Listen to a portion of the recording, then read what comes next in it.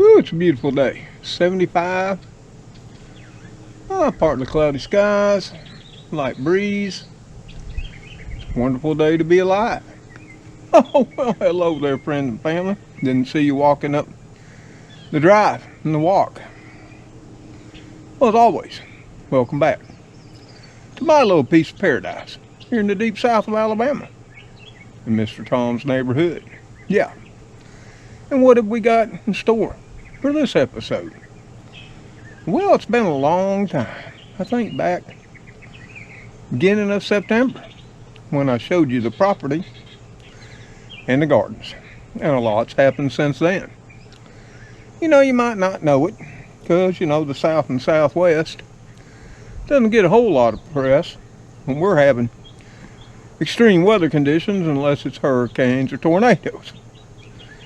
But since the last week of July, the Southeast and the Southwest is primarily, depending on where you lived within, been going through a severe to exceptional drought. Yes, it has.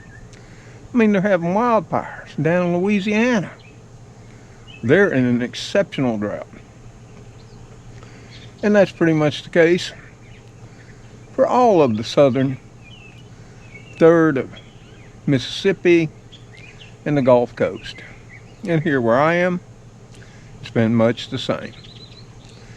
Which has led me to water every day, once, and most likely twice, until I just had to call it quits and throw in the towel. So today, once I've talked to you about my rainfall, because I wrote it down, you know me, being an old engineer, and plus I wanted to revisit it. And I knew not many drops fell upon the place since that last week of July. But you look back, we got a climate station not too far from here. And it can, records it, all the temperatures, ground temperatures, wind, precipitation, and what have you. And of course, I have my own rain gauges here, so I can compare. Because there's, it's 5 miles away. There can be a whole lot of difference between what that climate station sees for NOAA, that National Oceanographic Atmospheric Administration, and what I see on my little piece of paradise. Yeah, in August, I was looking back, and I knew we didn't get much of a measurable rainfall at all. Because I was watering and toting water and spraying water all through the month. But looking back, it rained 5 times. Well, hey, that's pretty good during a 31-day period. Well, yes, it would have been if it had been anything. But what it wound up being, and I want you to listen to this, and it was anywhere from 0.01 to 0.07 of an inch. Now that ain't 1/10 or 7/10. That's 1/100th of an inch and 7/100ths of an inch. Now, some of them were 300ths in between. Others were 400ths. But the lowest was 100th and the highest was 700ths. And I can confirm to you that's exactly what I saw. I mean, that's not even enough rain to dampen the dirt under the trees. And it never did. And that was for the entire month of August. Then we went into September. Here again, no rain fell. We finally got some rain on the 11th. And it was a good one too. And that was 1.49 inches. Oh, me and the kiddie crew were dancing in the yard. So was every living thing throughout my local area. And it repeated the very next day. We got 1 3/4 or 1.36 inches of rain on the 12th. Then what did we get? Nothing more. It wouldn't rain again till October the 11th. Nope. And then again, we got about just under 1.5. And other than a sprinkle, here we sit on October the 24th, and not but a few drops, just enough to wet the windshield, and the dust is falling here on this piece of property in the Deep South. So with all that said, I'm going to take you for a little walkabout. We're going to talk about a few things, how they survived, what came through, and we're also going to show you some examples of the wonders of nature. Something you may never have seen to, In fact, they've even surprised me. So hey, I got Spooky at my feet, my longtime pal. Cleo's cleaning up for the camera on the walk. Not sure where Speedy is, but they'll probably follow along. Would you all like to take a walk and talk?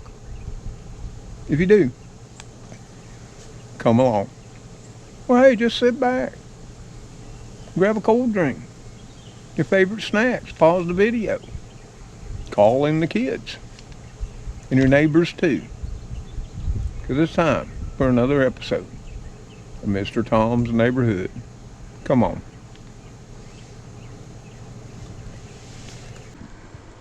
Yeah, look at that sky. It's just got some of those scattered clouds, them low ones, thin and wispy. Yep, and a light breeze. And the first stop up, you've seen it all many times before, is the old fig tree. Yep, she's done for the year. Me and the birds have ate the last figs. Yep, I couldn't find another one. And this year, I think I beat the birds out. I think I got 8 out of 10, and they got 5 out of 10. And for me, that's an exceptional year. So it's finished up. The crepe myrtle there is turning a nice burnt yellow. Pretty soon they'll turn to red and litter the ground. Yeah, I see my feathered friends. They're out of seed. Yep, got to fill them up when we all come in. That's something else that's really gone sky high. Yeah, but I enjoy watching them out of the window. And I'll cut back other things as long as I can to keep on feeding my feathered friends. And I hope you will too. So the first stop we're going to make, we were going to go up there, but we're going to head over here where we had our cucumber experiment going. Well, Kitty Crew did. They had Bonnie heirloom straight 8 going right there, and then over there to the right, yeah, they had a Bonnie burpless cucumber going on, a hybrid. Well, yep, they finally succumbed to powdery mildew and the drought. Basically burn up. Didn't matter how much water I threw on them, they just weren't going to survive. And they haven't. Now normally here in the fall, in the past, I put down some sweet green peas. Last year they were doing fine, until that Arctic blast showed up on December the 18th and went through the 24th with temperatures we haven't seen in my memory here. If you remember that, water pipes, everybody was freezing, even the cities and towns. And because of that, when it all thawed out, a lot of cities and municipalities didn't have any water to supply. It's amazing. I was talking to somebody the other night, and they'd forgot all about that. I wish I had.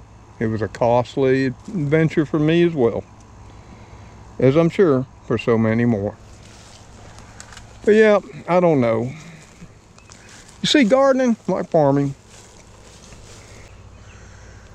And as my great-grandfather, grandfather, and daddy said, Farming and gardening was a gamble every year. At the time, the only legalized gambling you could get into. Because you never knew. It depends on so much. The climate, the weather in the year, and so many things more. It depends on soil fertility. There's all kinds of things, as most of you know. But up here at the old clothesline pole planting, this planting of beans is still hanging on. Where the one to the right has pretty much all died off, and the beans are drying out. And that's just fine. That's exactly what I wanted to happen and do. So yeah, the drought helped them along their way, and that's all fine. Because I was gonna, as I've told you, let them produce their seed and dry on the vine. And that's what we're doing here. I'll collect it in a bit and I'll put it up. I don't even shell it till I'm ready to use it next year. It works out fine for me. And even though last year peppers were probably one of my better growing crops, you know, they haven't been this year. And I got a couple fine ones there to pick. Hey, some more still growing back there. But yep, they've suffered from this extreme drought we've been in too. But you know what? They haven't give up hope. As you can see by the blossoms and blooms all over them. And look at all them peppers there. But yep, based on water costs, sewer costs now, I haven't been watering them as much. And there's not a bit of rain forecast for here locally, even as far out as the 31st of October. That's a long, long time since it hasn't rained since the 11th. But, you know, these beans did really fine. Yep. And they still got some blossoms up there too. Yes, they do. So yeah, if we got some rainfall and I wanted to hit them with the water, they'd probably pick up and continue on. But I don't know when the frost is coming. Our average first frost date, so they say, is on the 15th of November, which is not that far away. But look at these poblano peppers. Ooh, I've been letting them ripen up. Because did you know they're much sweeter, more fruity when you let them ripen. And if you want to, you just let them dry up and then just crush them and grind them up. Put them in, you know, one of them seasoning jars and use them all throughout the winter to season your chilies, your stews, your scrambled eggs, and what have you. So yeah, this pepper has really strived during the drought, and that's something I've tried to notice this year. It hasn't got watered anymore, better fertilized than those banana peppers over there, which have struggled to survive. Now, our little lunch box here, I can tell you, the lunch box, they just really don't like extreme heat and extreme drought. And up until mid-September, I kept pouring the water on all this, and I could see I was still losing ground. You see, because of that, I said, you know, I'm not going to throw no more money, good money, after bad. You see, in all reality, especially here on YouTube, if you throw enough money at something, you can grow something on concrete if you want to. Yep. And squash has really done good this year. Of course, this was all volunteer squash. There's one right there. A nice looking acorn. These volunteer tomatoes have really produced. They haven't been real big, as you can see, but there's been a lot of them. See? And of course, this time of year, another thing to note is there is an extreme amount of pest pressure because the whole world's dry. So what are they going to do? They're going to eat more of your plants and your fruits because they're thirsty too. Just a fact. Yeah. I've seen it every time drought hits all throughout my life. And if you came through droughts before, you'll know this is a fact. You know, the plants suffer, they get under stress, and then here come the hungry bugs.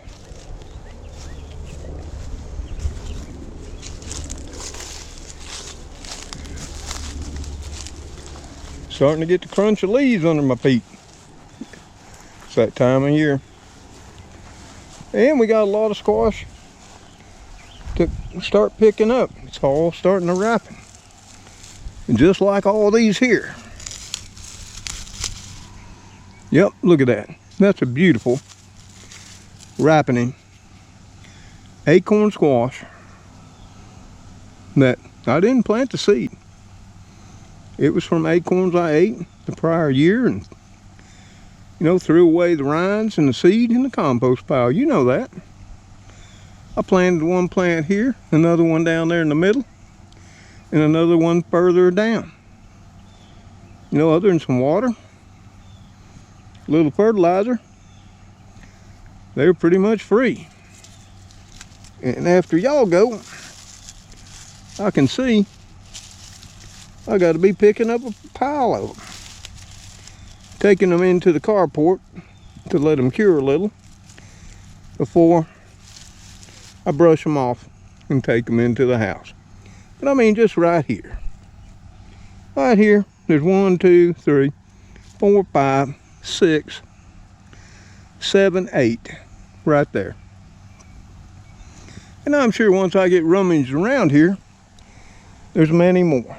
You know, my green onion plantings that I planted from the ends, they've suffered too from the drought.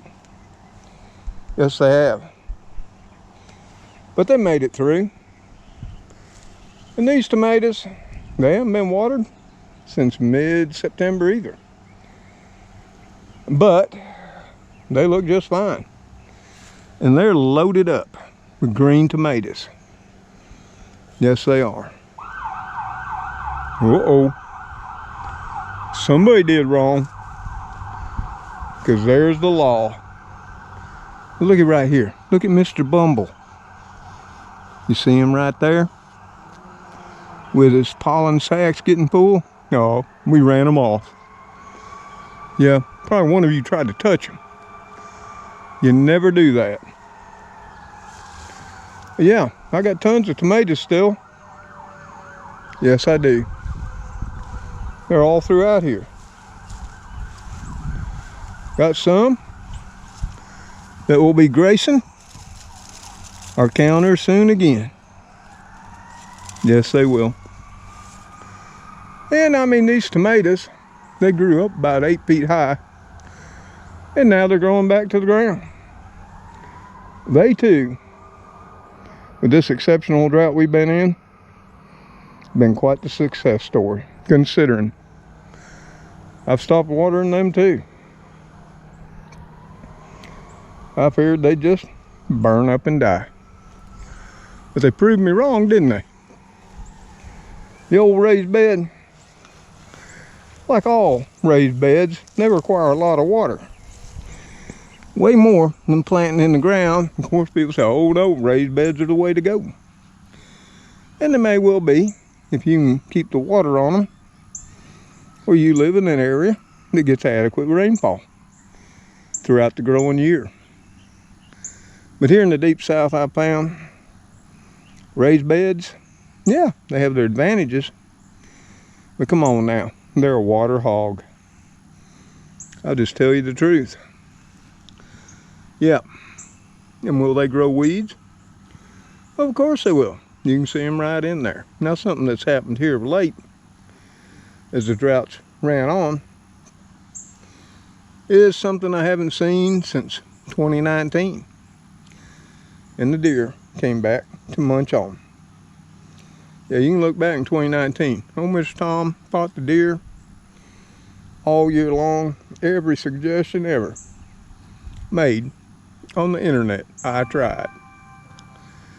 And I can tell you, none of them worked. If you don't believe me, go back and watch the videos in 2019. Now, I don't know what it is about the South, but apparently we have super deer. But yeah, they came through here. And you can see right here, they munched everything off. And my radishes, see? Chomped them all. And you notice all this. Well, they didn't get it all, Mr. Tom. Well, that's just what's grown back since they had a feast. Because I was just growing them for the greens. Because during the summer, the roots get really, really spicy. Now, the leaves get a little spicier too, but nothing like the roots. You just throw a few of these here radish leaves in a salad or in your scrambled eggs. Hey, it's just enough to give you that warm bite of spice and not make you regret it. Of course, these green onions that I've been growing from the bottoms have hung in there and done nice. This is their second year, by the way. These, you can plainly see, are a multiplying onion. And these have multiplied into 2. That one down there has got 1, 2, 3, 4. Yeah. So this winter, they'll still be growing if we don't get an Arctic blast. And one by one, instead of buying onions, I'll pull a couple up, chop them up, and add them to my meals. The cherry tomatoes, yep, in the raised bed, they suffered a lot. And you can see right here what the birds do. They're thirsty too. Even though I leave a huge pan of water out for them and freshen it all the time. Now, I guess it must be some Italian birds, maybe. You know, those European sparrows? That's what I'm thinking. Yep. Man, I can hear fire trucks now. Ambulances. Something is really going down. And for this area of the backyard, I've let it grow up. Because I have some wildflowers. You see those? I don't know, they're like velvety purple. I love those things. They only come up in the fall. And plus, you see all these seed tops. Well, that's my grass reseeding itself. And I'm good with that. But the remainder of this week, we'll get the mower going. And this too will all be mowed for the last time this year. Yep. The grass slows way down because of the drought. Temperatures are cool. And the sun's a lot lower than what it was. And the grass ain't stupid. It knows what time of year it is. Cleo, what's the problem? Huh? What? It's not treat time yet. It's not even close to 4. Okay? And you know what happens when you stand on my feet? It doesn't, Cleo, I can't hold you. And thousands of people too. I'll tell you what we'll do. Since you're so loving and cute on the camera, I may give you treats early. What do you say? Will that be okay? Yeah, you couldn't hear her, but she said sure. And down here by the old south side fence, we've got some okra growing. And I've just let it. I haven't watered this, not one time. And it's survived, but it's suffered. Yeah, the leaves will get smaller and smaller. Yeah. Yeah, I could hit it with some fertilizer. I could hit it with water every day. And it'd probably fire back up. But it's just too late. In the year, to spend a lot of effort, time and money. Just let the pods dry out. I'll have plenty of okra seed for next year. And did you know that back in the day, in the South, they'd do just that. And they'd also use the dried okra seed. They'd roast it, just like coffee beans, grind it up, and make a coffee substitute too. Yes, they would. And that's, a good example over here what's going. It's still blooming, but look how tiny the leaves have become. Now, another outstanding thing this year has been my kale. That kale plant has been there since September 2022. It survived the great Arctic blast of December 2022. So did this one. This one, that other tall one, and that one there too. Now, I lost a few. And what was in this tire planter was 6 cabbages. And all but one died. But that one kept growing. You just go back and watch till I cut it and brought it inside.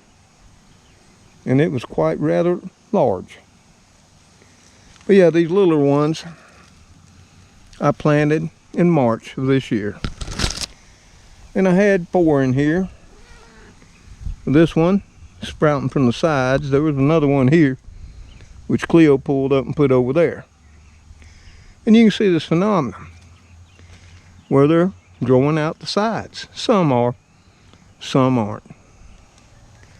Yeah, the smaller ones are from March 2023. The others are from September 2023. Oh, by the way, that's over a year.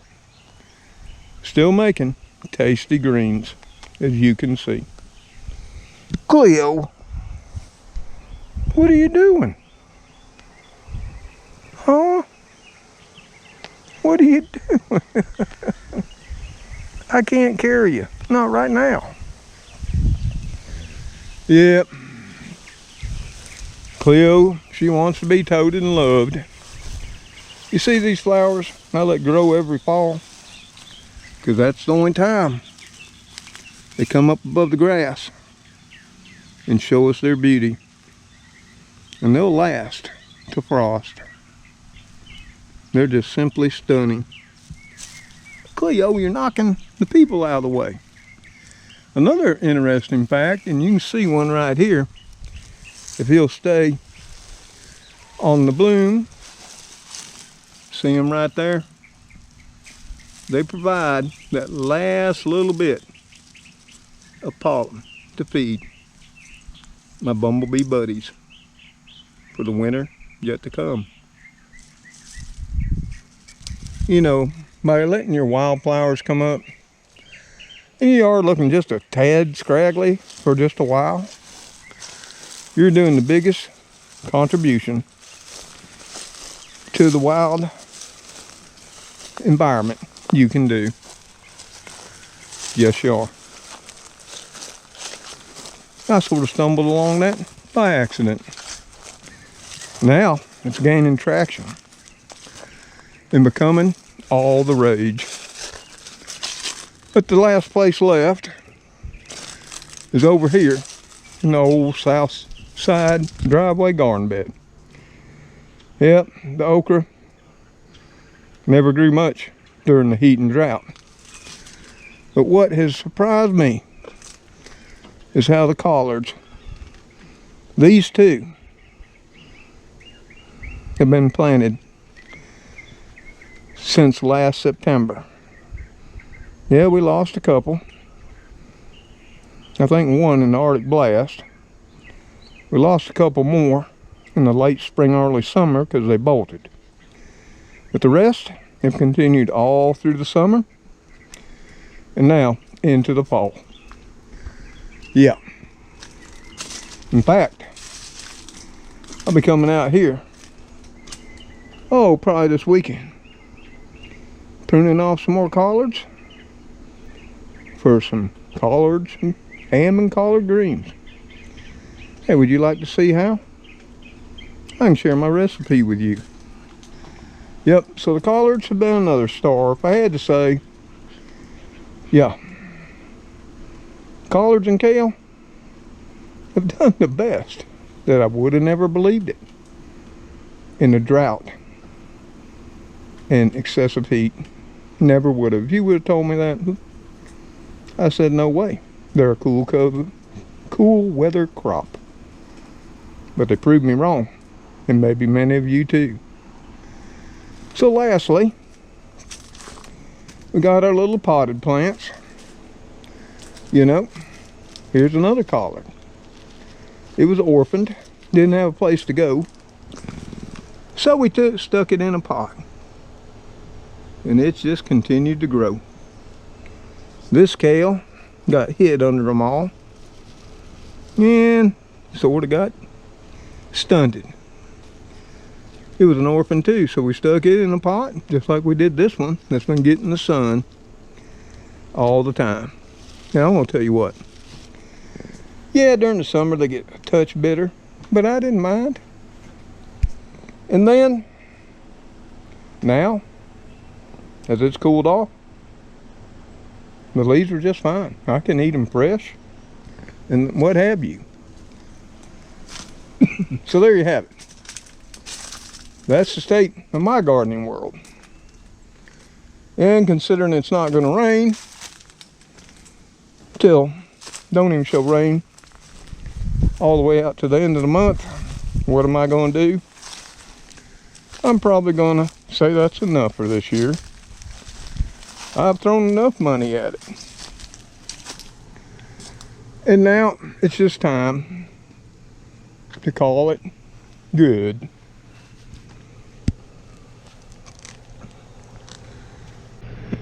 So before I go in, we'll get on the back porch, or the front porch, what did I say? And just give you a little synopsis. So the winners to me, hands down, was the collards and kale. Third would have been those volunteer squash. You can look back.